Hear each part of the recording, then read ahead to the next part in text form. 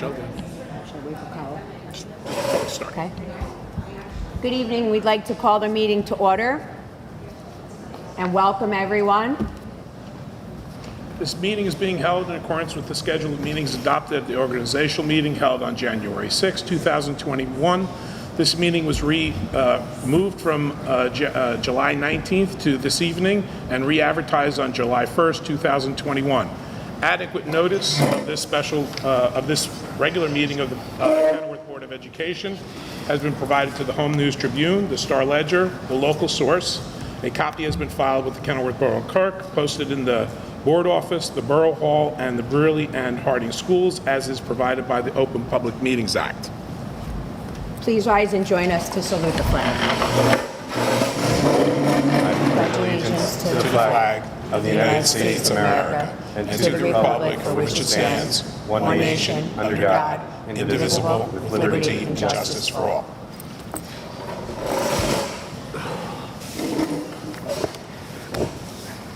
Mr. Ganell, can you please have roll call? Biner. Here. Braun. Here. David. Here. Drogan. Habather.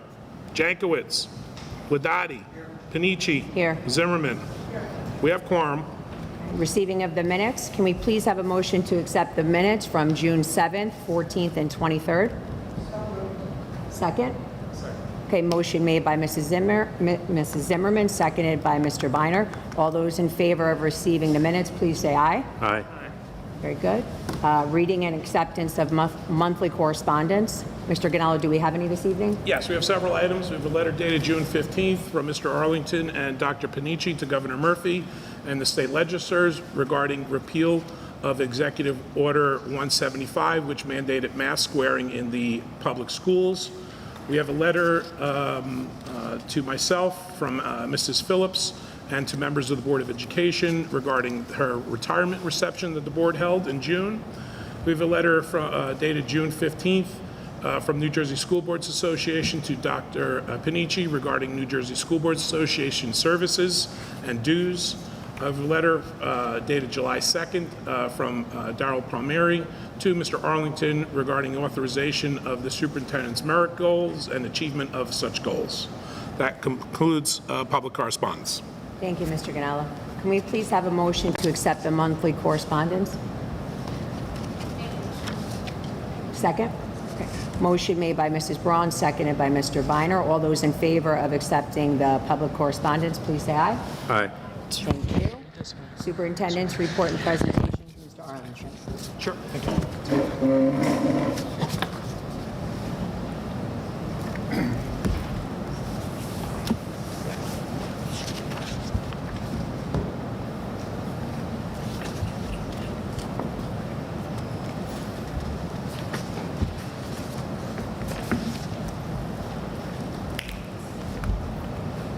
Good evening.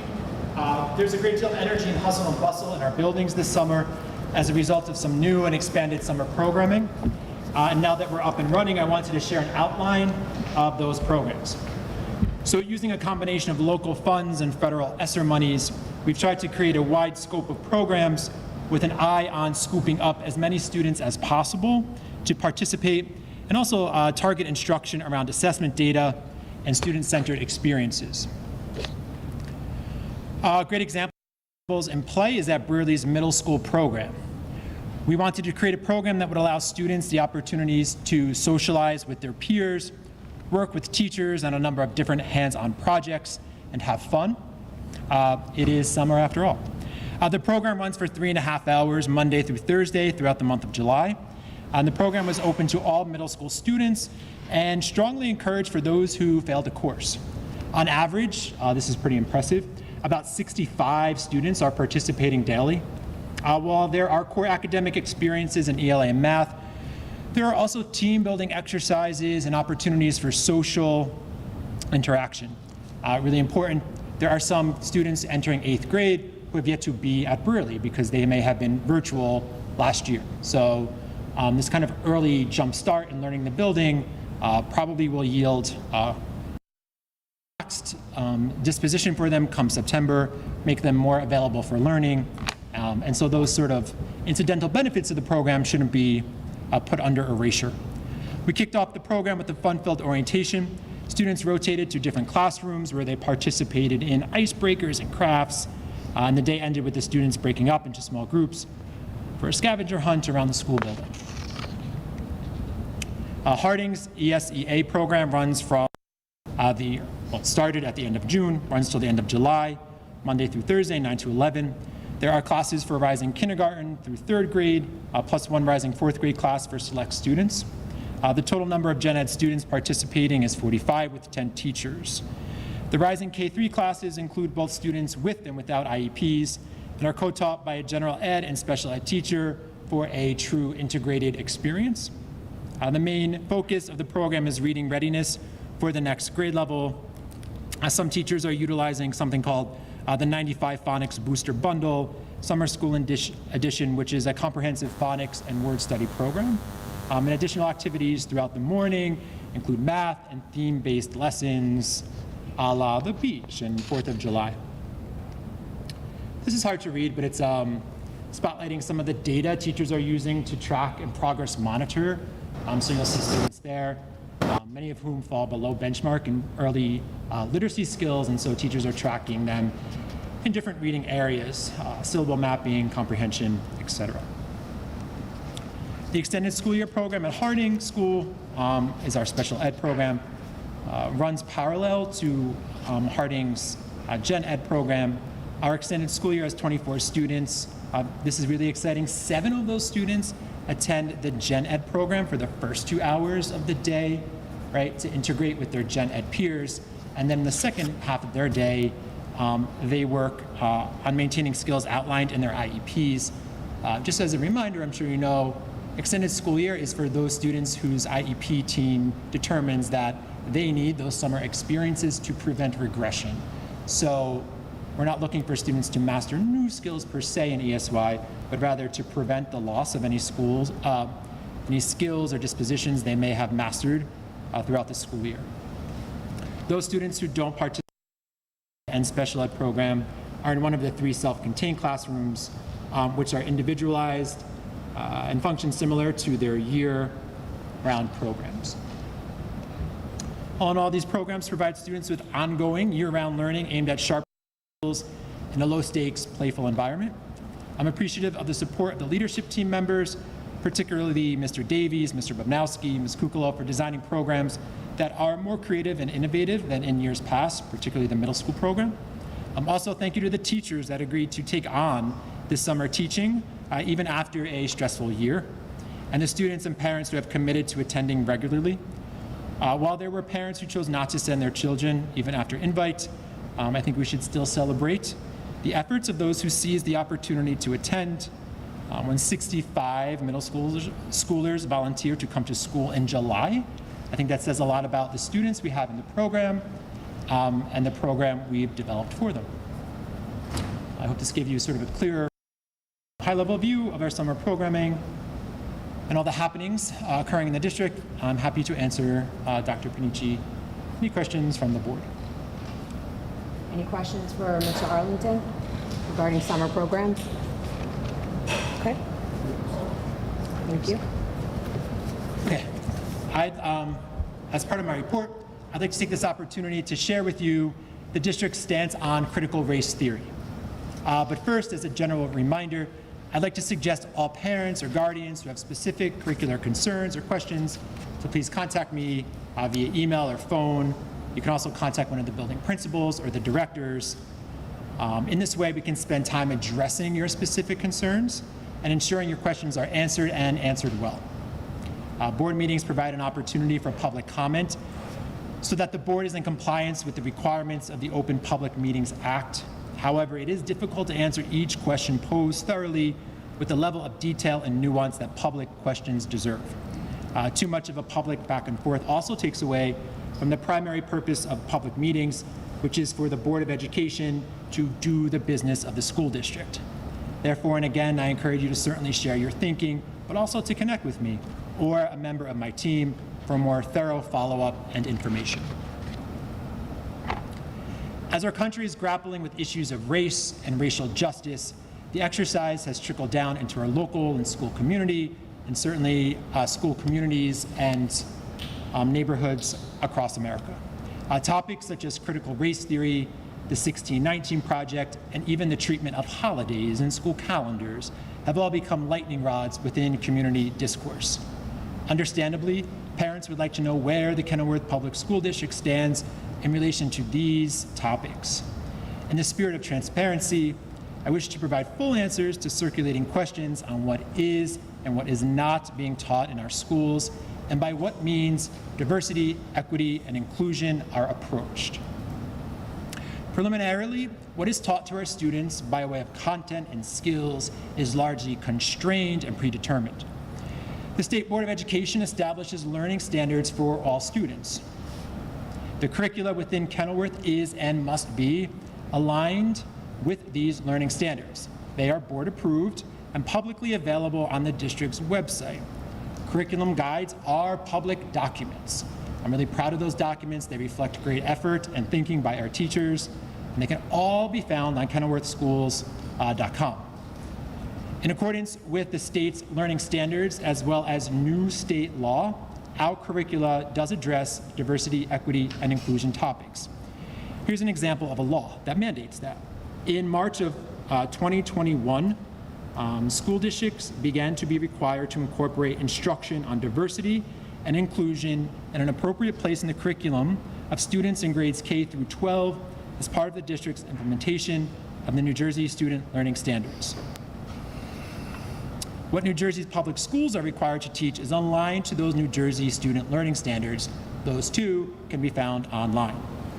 While the state dictates what is taught to students by way of its standards, districts may determine how learning on these topics takes place. Our schools do not teach critical race theory or the 1619 Project. Kenilworth also has not elected to alter its school calendar to neutralize reference to specific holidays, nor does it have any plans to do so. What Kenilworth does and must do, consistent with state standards and state law, is address diversity and inclusion by introducing students to an array of ideas, peoples, texts, and cultures. I'm going to repeat that because I think it's important.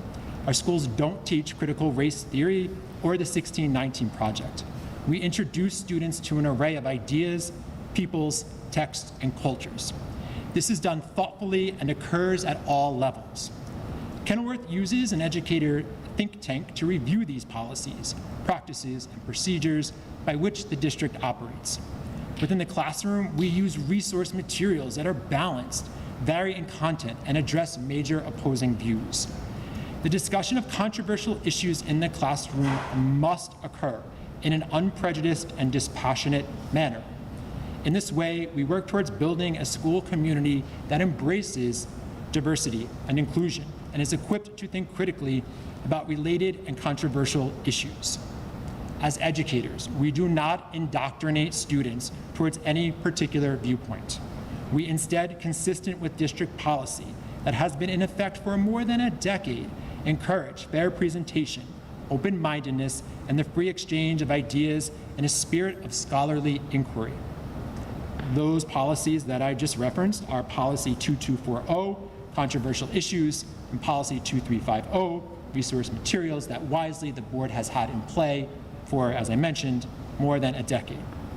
I hope that you will lend your constructive efforts to supporting this scholarly endeavor to make our students strong, critical thinkers and able to robustly participate in our democracy. Dr. Panici, I am happy to take questions from the board about anything I just shared related to inclusion, law, standards, our curriculum. Okay, thank you. Anybody have questions for Mr. Arlington based on his presentation? Okay, thank you. Yeah. A couple more pro forma items. In your packet, you have the HIB report calendar across the year. Later in the meeting, you'll be voting on the May HIB report. And if you recall, there were two cases, both of which were founded, that I reviewed at our last meeting. And there were no HIB reports, HIB reported incidents in June. Also attached is the enrollment report and the suspension report. As the board is duly aware, there was one suspension towards the end of the year at Burley High School. And questions about that? Any questions regarding him or Mr. Arlington? Okay. Yeah, finally, Personnel Chairperson Haberther isn't here tonight, so I'd like to just recognize a few members of our school community who are moving on to new endeavors. In Resolution 12, Mr. de Blasio has accepted a position as an administrator, so I wish him all the best and thank him for his 12 years of service to our district. Zoe Drivas has served as a paraprofessional for the past 14 years in Kenilworth, and I wish her well in her retirement. And Janus Namayuk is Resolution 14. Janus is leaving us to take on a supervisory custodial role in another district, and I wish him well as well. And finally, we need to strike Resolution 15 from tonight's agenda, which is the appointment of a maternity leave replacement who declined our offer. So when you vote on personnel, you won't be voting on Resolution 15. Yeah. Questions? Thank you, Mr. Arlington, for your Thank you. presentation. Yeah, thank you. This time, we'll do report of committees, review of resolutions, and board discussion. First up is Finance and Facilities, Mr. Ladati. Thank you. With the summer of 2020 efforts focused on COVID-pandemic planning, we had doubled our efforts in the summer 2021 regarding projects. The Harding and Brewer civil projects are in full swing and anticipated to be completed. ESMIP, direct school phase is moving along well. Several classrooms at Harding receiving drop ceilings and revamping of both buildings and fixtures. The Harding masonry project is underway. The basement ventilation project expected to start once the equipment is on site. Harding city floor is almost complete. Benches will not be in for September, but we don't believe that will impact the physical education classes at all. To get here, it'll only take a week to install. We're working through all the paperwork regarding modular classrooms and anticipating demolition of the existing building will be this summer. Unfortunately, we have to go before the town planning board for the project to get reviewed before we start building the temporary classrooms. Marine House crew has been busy remodeling bathrooms at Burley and Harding Nurse. The resolutions that are left for your review tonight. First slide is the end of the normal fare. So the superintendent's report, the building, all finances, they seem to be all in order, but no outliers. Just want to call your attention to one or two others. Six is the security grant of $82,000, which we have to accept. That has to go for security in both facilities, all of the district facilities. 7 is agreement with Steve Wall for intern counselors. 9 is paid for all the work I just mentioned being done at Harding School. That's all I have for tonight. Again, I read them all. I recommend that they all be approved. Any questions for myself, Ella, or superintendent?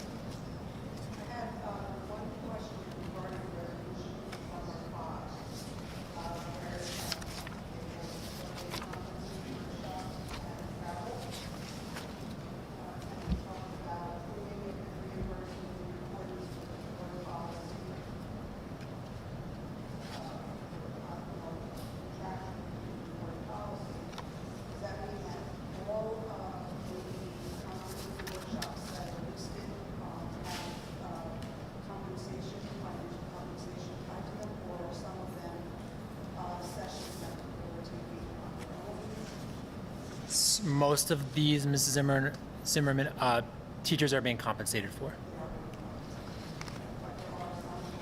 Actually, now that I look at that, I think there's one where there's no compensation involved, and the rest there are, I believe.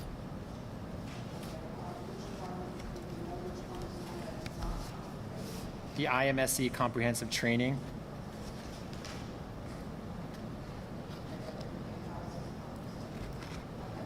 Correct. Okay.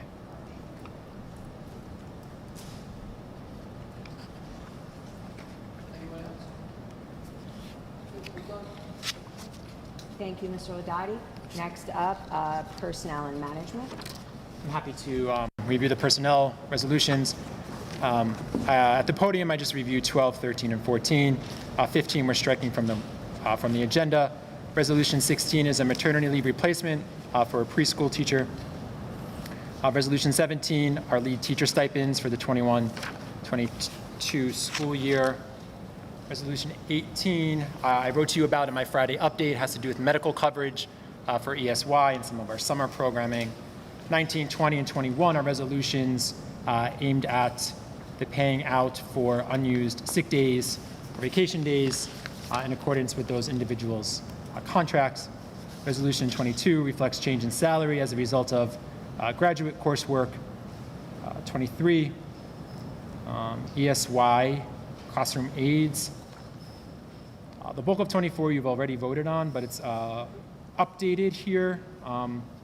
In the agenda that Mr. Ganella sent, you saw some color coding that reflected vacancies as a result of some resignations for tonight, and also a new appointment for a girls' assistant soccer coach. And then that is it. So that is the personnel resolutions. Any questions for Mr. Arlington for Personnel and Management?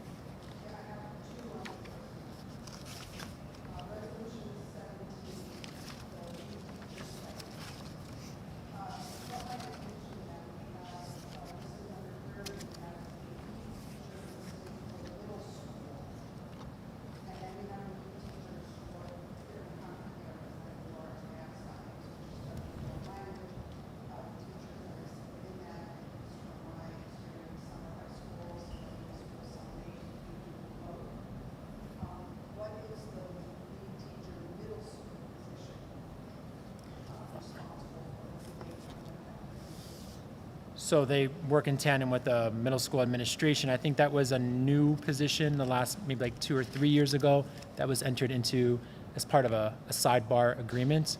So even though you may have a middle school teacher as the lead teacher, right? It's kind of like Mrs. Zimmerman, like content-focused lead teachers, whereas middle school we thought needed some attention, just like middle school wide to help with give it its own identity and sort of vision. So the middle school lead teacher kind of works across content areas. So any middle school teacher who has a concern with the dress of the lead teacher, middle school person. And if it's more of and if it's more a content area, they would go to their content area lead teacher. And that they then deal with things that aren't content specific. And then the other one was resolution 24. My question is, by voting on that tonight, the rest of the city, if the individual will be added, or do we need to vote yes? Sure. Am I approving the whole panel? And Yeah. in that case, we know what needs to be done. I'll defer to Mr. Ganella about that. Well, you can see the last column there says that it was previously approved when it was approved, so you are just voting on the changes. It's just the changes. That's why we have that last column there. I don't know if it's new business, the lead teachers on, most schools have lead teachers, are they necessary with assistant principals or? Each district has its own administrative structure. Like some schools have department chair people. That might differ insofar as department chair people, at least in my experience, have purview over like observing. These are, as I understand them, more logistical positions, right? They help to facilitate meetings, bring their grade level teams together. While we're a small district, we don't have a big administrative team, so as I understand the lead teacher positions, they're sort of a liaison between like department or grade level teachers and the administration. Feel it's necessary? At this time, I do. We have job descriptions for those positions, so we could send them to you, so you could get a purview of what they entail. Any other questions related to personnel and management? Okay, next up, curriculum and instruction. Sure. On behalf of Mr. Jankowicz, I'm happy to review resolutions 25 and 26. 25 approves curriculum writers for the 21-22 school year. These were all positions and curriculum writing opportunities for which we had budgeted, and they also help keep us aligned and in compliance with the state's 5-year curriculum revision cycle. And the HIB report I mentioned at the podium is an affirmation of the May HIB report. And the June is all zeros, kind of for the record only. Those are the two resolutions for C&I. Any questions for Mr. Arlington regarding curriculum and instruction?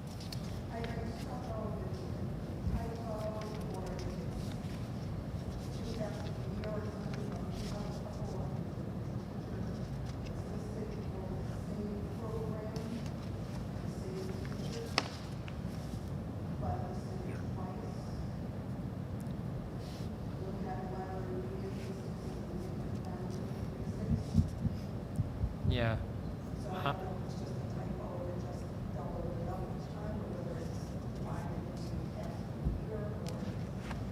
To be honest, I don't know. We'll check it out tomorrow.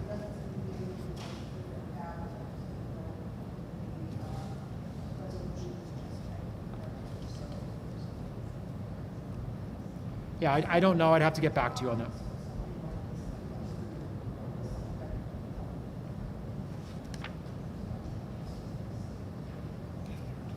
Any other questions? Okay, seeing nothing under policy review, any old business? Yes.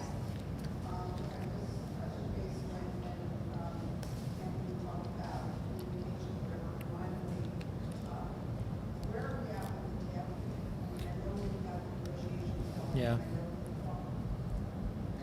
So I worked really hard. Yeah.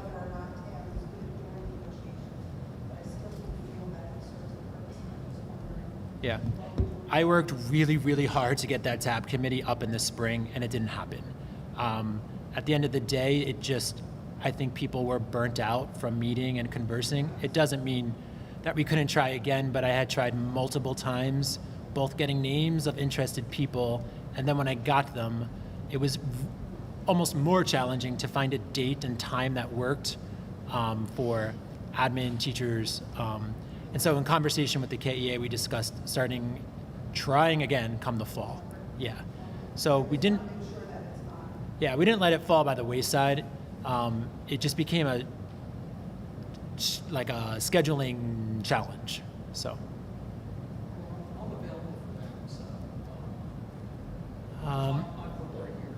Okay. We even got as far as reviewing. There are board appointed. It's a board appointed committee, I think, right? So, yeah. Okay. I should defer to you. Sorry. Okay. Okay, any other comments under old business? Any new business? Okay. At this point, we will move to opening the meeting to the public. Is there a motion to open the meeting to the public? Okay, second? Second. Okay, motion made by Mrs. Zimmerman, seconded by Mrs. Braun. Meeting is now open to the public. Please come up, state your name and address, and your comment.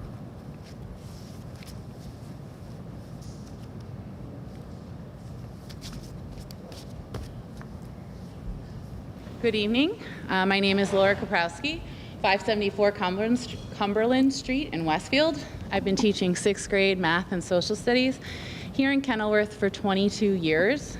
You could say I'm a by the numbers kind of teacher. As a sidebar, it's not in my speech here, but Mr. Arlington, summer school is going beautifully. He has stopped by. It's been really enjoyable. I'm with the rising 4th graders. It's summer school.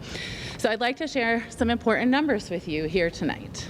180, the number of days I supported and cared for my in-person students. 100%, the amount of effort put forth by my students and me every day. Number 3, 90%, the number of my math students, including 8 with IEPs, falling within 1 standard deviation of the mean achievement norms for MAP testing. Let me break that down a little farther for you. 12.6, the average growth Mrs. Horling's homeroom achieved in math, those were my students, for math. 8.6, the average growth for my homeroom this year on the math MAP test, including 8 out of 16 students with IEPs. 8.1, the typical growth of a 6th grader from the fall to the spring. While standardized test scores by no means capture all the successes that we made this year, it is one way in which we can quantify the successes that the students have achieved. 0.7, 3.1% the county average for salary increase, and finally, 1.25%, the number that tells me I'm not worthy, despite these incredible gains during a global pandemic with fewer teaching minutes. Thank you. Thank you.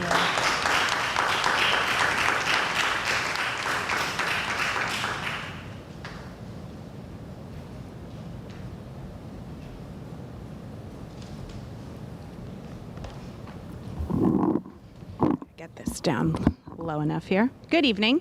My name is Gina Fulgar. I live at 67 Claremont Avenue in Colonia, and I am a 4th grade teacher in Harding School for 13 years now.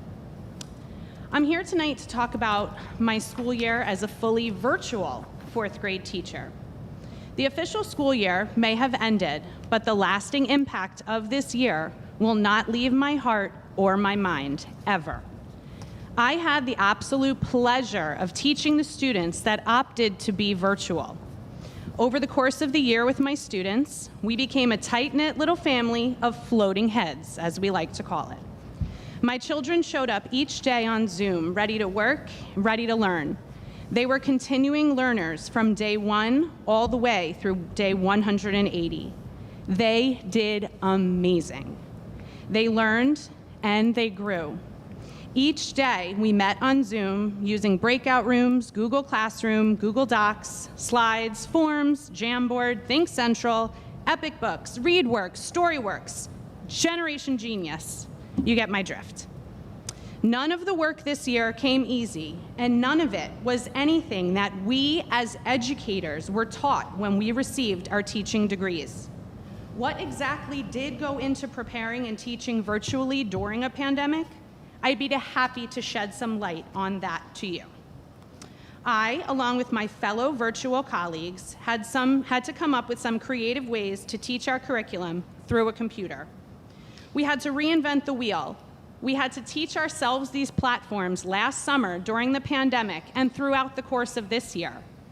The virtual teachers leaned on each other throughout the year, and like the students, we were constantly learning new things to then teach a group of students over Zoom. I was in a group text message with several Harding virtual teachers. This group message was active in the early hours of 6 a.m. all the way up through 10 p.m., 7 days a week, the entire school year. We shared ideas, we supported each other, and learned from each other. We celebrated classroom victories and offered educator advice to each other. On a personal level, I had to recreate 90% of what I've created over the last 13 years of teaching. While my own children were at their grandma's all day until 5 o'clock, I was teaching during the school day, supporting students via Zoom and email after schools, grading hundreds upon hundreds of assignments from reading, writing, math, social studies, and science, preparing a fully virtual student council program that I created in August. I taught title classes via Zoom several days a week, and I continued to study and prepare for reading lessons because we launched a brand new reading program in 4th grade in October. I also had to prepare my Google Classroom each week with assignments, lessons, links, etc. I worked every Sunday in my dining room classroom for 3 to 4 hours to prepare for the upcoming week. I did more learning, preparation, and working through this discomfort and unknown of the pandemic than ever before.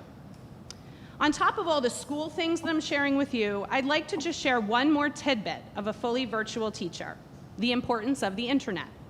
I called my own internet provider 3 times throughout the year to upgrade my service, be sure that my connection was working at optimal speeds. We didn't want any hiccups during the school day. So I stand here this evening hoping that you could take in everything I just shared with you. This past year was not easy. It was not a cakewalk because I was teaching in my own home. This past year was the hardest and the most rewarding school year of my career so far. You, the Board of Education, shared the successes of the staff and the students throughout this year. You heard all of the successes of in-person learners as well. You could see that this past school year was a successful one despite the uncertainty. So my question is, why can you share the successes that we, the educators, led this district to, but you can't fairly compensate us for those successes? We, the educators of Kenilworth schools, deserve a fair contract. No questions asked. Thank you.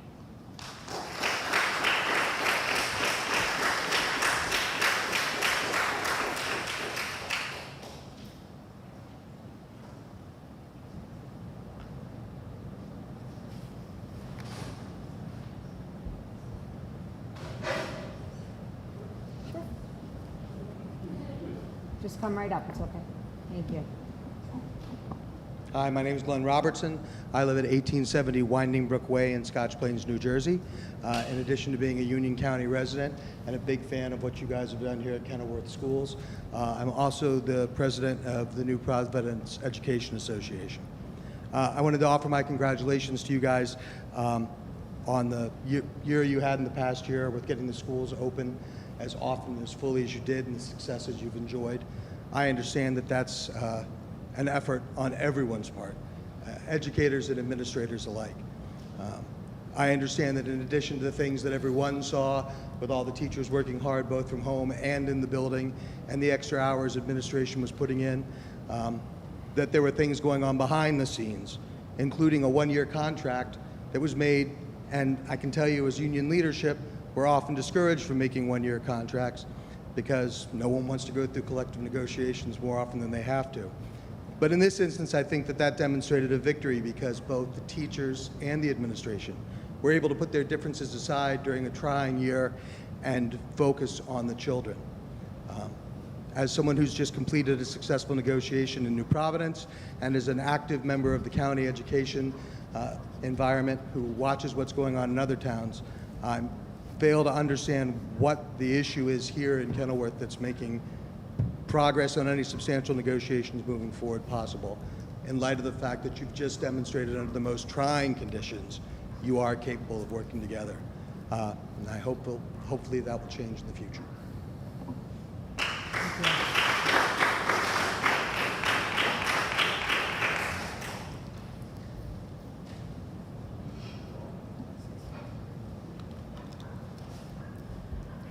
Lynn Smith, 6 Claridge Drive in Middletown, New Jersey.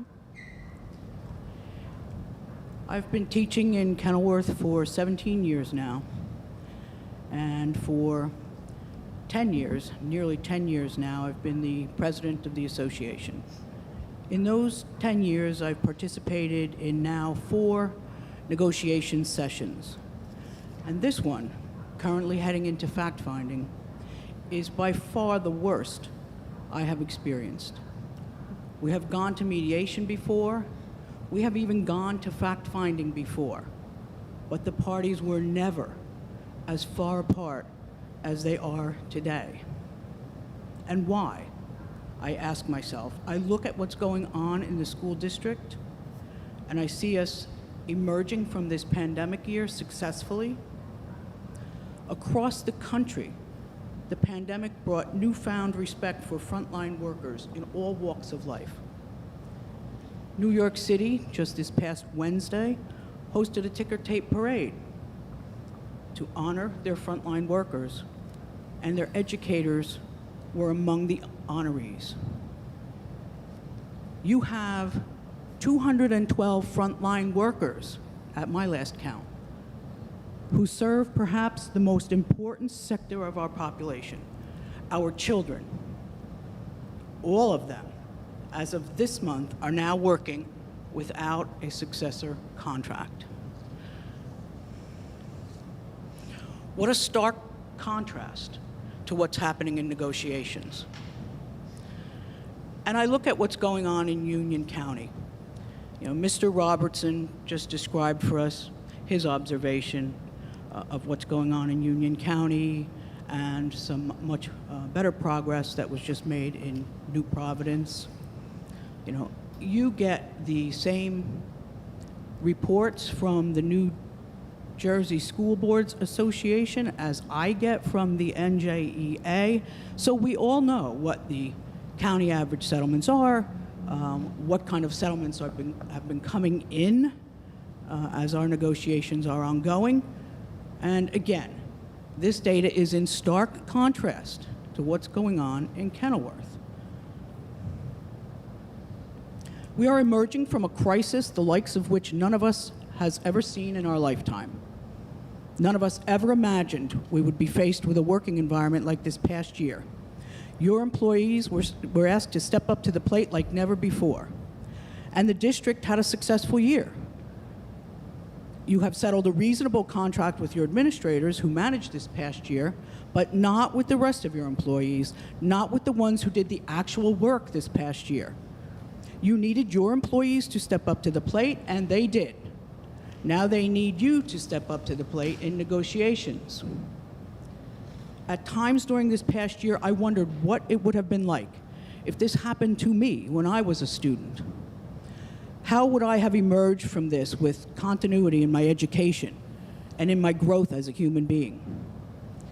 It is immediately clear to me I would have needed to have dedicated and caring teachers and counselors and secretaries and custodians and nurses and librarians and aides. And our students had that. Many of them expressed gratitude for it during the year and at their graduation ceremonies. Your teachers are proud of what they accomplished as a team in this district in this past year. You have heard a number of them come up to this podium and tell you specifically what they are proud of doing. I'm sure as time goes by and we reflect back on this year, everyone's going to reflect back with pride on what was accomplished. It would be an understatement for me to tell you how discouraging it is to find ourselves in the situation we are in negotiations at this point in time. I think the better description to tell you is these teachers, they feel betrayed at this point. The staff deserves to be acknowledged for their dedication. They deserve a fair contract. Please, let us please work together to resolve our differences and negotiate a fair contract. Thank you for your time.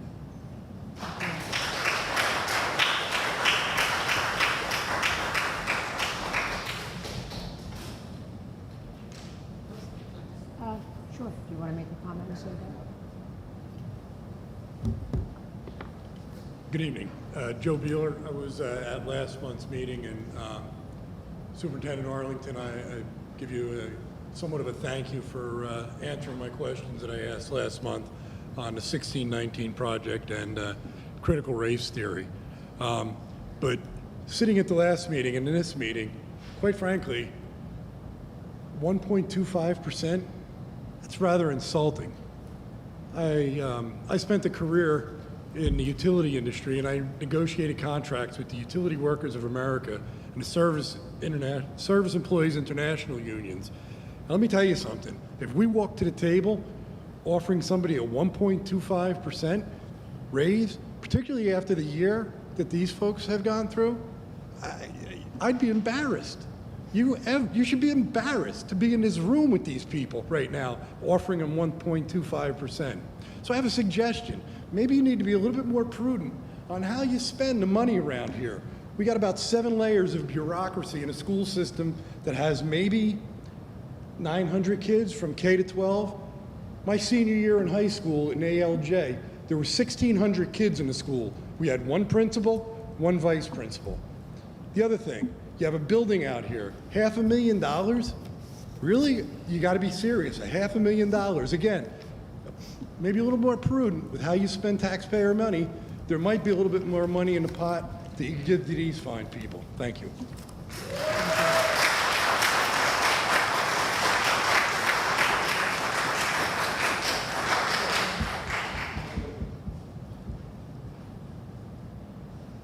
Mr. O'Donnell, did you want to make a comment? Or- Let's close the public portion of the meeting first. Anthony, let me just close the meeting. Anyone else have a comment at this time? Please step up. No? Make a motion to close the public portion of the meeting. Second? Okay. Motion made by Mr. David, seconded by Mr. Biner. All those in favor? Closing the Aye. meeting to public. Say aye. Thank Aye. you. Meeting is closed to the public. Anthony? Just on the negotiation piece, I think we've met, we started early, we met once or maybe twice. The union went right to arbitration. We had one meeting in arbitration, where salary wasn't even discussed. The next thing we had, we got a call for the arbitrator, he asking us about a 1 or 2 year contract, we made a compromise, and the next thing we did, we got note that we're going back to it. So it really wasn't the board and the district's issue of not continuing these negotiations. Okay? So, just, that's what happened. Got, I don't know if you're misled or not informed about exactly what happened. Then I think you gotta find out where the position is of the salary. Okay? We have a basis for the 1.25 at the time. It was based on the new health, chapter 44. But again, we've never been back to the table. Salary was never discussed after that. I don't want to negotiate in public, but reinforce fact finding, reinforce arbitration. Okay, at this point, Mr. Gallo, can we have a roll call of resolutions, please? Yes.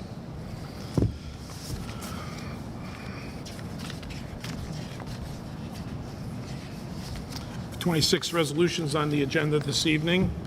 This is for number 15, as Mr. Arlington mentioned earlier, is being removed from consideration because the candidate withdrew the position. So therefore, this is 1 through 26 on the agenda, minus number 15. Do any other resolutions need to be voted on separately? Hearing none? Okay. 1 through 26 on the agenda, excluding number 15. Mr. Biner? Yes. Braun? Yes. Ladati? Yes. Panici? Yes. Zimmerman? David? Yes. Did I miss? Got everyone? Yes. Motion's carried. Thank you. Mr. Canal, is there a need to go into closed executive session? Yes, very briefly. Okay. Can I please have a motion to go into closed executive session? Make a motion. Okay, second? Be a br- Motion. Mrs. Zimmerman, that was you with the second, right? That was Anthony. Oh, Anthony. Okay, motion made by Mrs. Braun, seconded by Mr. Ladati. All those in favor of going into closed session, please say aye. Aye. Thank you. We're now going to move to closed executive session.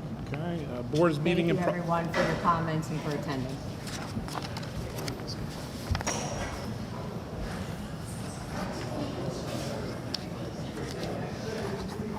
Bruno, stay rolling just for a minute.